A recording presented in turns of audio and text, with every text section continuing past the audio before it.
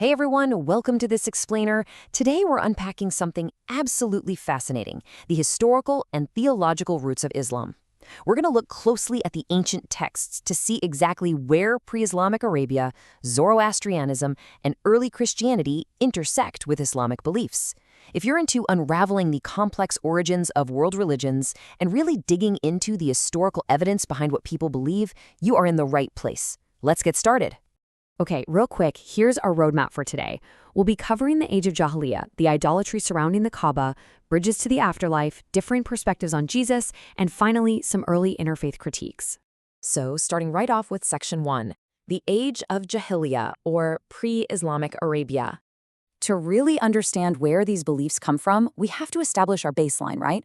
Long before the rise of monotheistic Islam, the Arabian Peninsula was this wild, bustling, pluralistic place. Islamic scholars refer to this era as Jahiliyyah, which translates to the age of ignorance. Historically, it was characterized by intense tribal solidarity and some pretty destructive social practices, like drunkenness and gambling.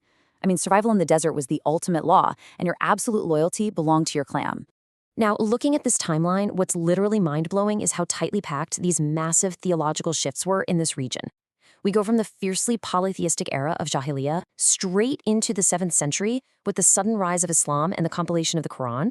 And then, bam, almost immediately in the 8th century, we see early academic and theological critiques popping up from scholars who are watching this huge religious shift happen in real time.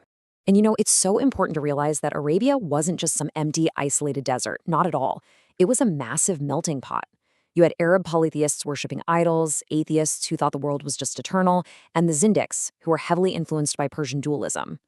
Throw in the star-worshipping Sabins, plus huge established Jewish and Christian communities. Because they're all rubbing shoulders and sharing trade routes, ideas spread like wildfire. Folklore, stories, and theologies were constantly cross-pollinated. Let's move to Section 2, idolatry and the Kaaba, and look at some of these ancient rituals. So let's dive into this. Before Islam, local paganism actually centered around a very famous structure you've probably heard of, the Kaaba in Mecca.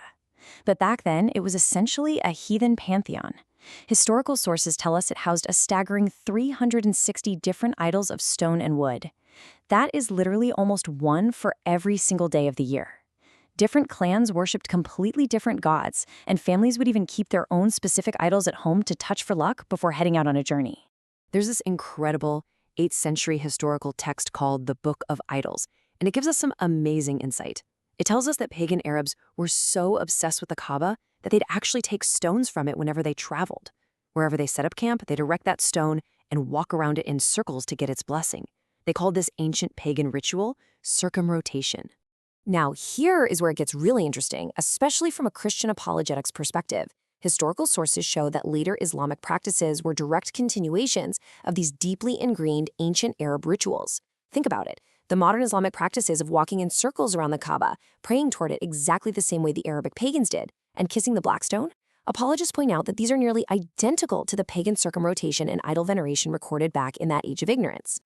Let's look at Section 3, bridges to the afterlife, and some really undeniable Zoroastrian echoes. Because you see, Arabian paganism wasn't the only influence floating around. Take ancient Zoroastrianism, for example. Hundreds of years before Islam, Zoroastrian texts, like the famous story of Artaviraf, describe something called the Chinvat Bridge. This was a physical bridge to the afterlife that actually changed shape based on your soul. If you were good and walked in the light, it stayed nice and wide. But if you were wicked, it physically reacted and shrank. And this is a textbook example of cultural borrowing. When you compare the Zoroastrian Chinvat Bridge to the Islamic Asirat Bridge described in the Hadiths, it's practically a carbon copy. Both cross a terrifying abyss, both are wide for the righteous, and both dramatically narrow down to the sharp edge of a sword for the wicked. For scholars and apologists analyzing these texts, this overwhelming similarity is a massive neon sign pointing to theological borrowing from Persian folklore. Moving into Section 4, perspectives on Jesus. This is where we hit a major theological crossroads. So, how did these different faiths view Jesus? Well, it actually surprises a lot of people to learn that the Quran affirms some major biblical doctrines about him. It presents Jesus as a miracle worker, completely affirms his virgin birth to Mary, calls him the Messiah, and honors him as a messenger of God. If you just read those parts in isolation, you'd think, wow, there's a remarkable amount of shared theological DNA here with Christianity. But here is the stark, unignorable contradiction. The biblical account, which is backed by a mountain of first-century manuscript evidence, clearly states Jesus died on the cross. But the Quran, written 6 whole centuries later, explicitly denies this. In Surah 4157, it says they didn't kill him nor did they crucify him, but it was just made to appear that way. Christian apologists rightly point out that this substitution narrative looks exactly like earlier Gnostic Christian heresies and borrowed folklore from fake infancy gospels. It raises some huge red flags about the historical reliability of those later claims. And that brings us to Section 5, Early Interfaith Perspectives, looking at the actual historical record. Let's talk about John of Damascus. He was a brilliant Christian theologian in the 8th century, and basically one of the very first apologists to interact directly with early Islam, and he caught on to this immediately. He wrote that they believed the Jews only crucified his shadow, or a resemblance of him. John completely recognized this blending of regional Gnostic traditions and aggressively challenged it, defending the historical, undeniable reality of the cross. But John didn't just stop at Jesus. He also called out the mixed-up roots of the Kaaba itself. He documented Muslims in his day passionately kissing the black stone in Mecca. And get this, he claims that the stone originally bore the likeness of the pagan goddess Aphrodite.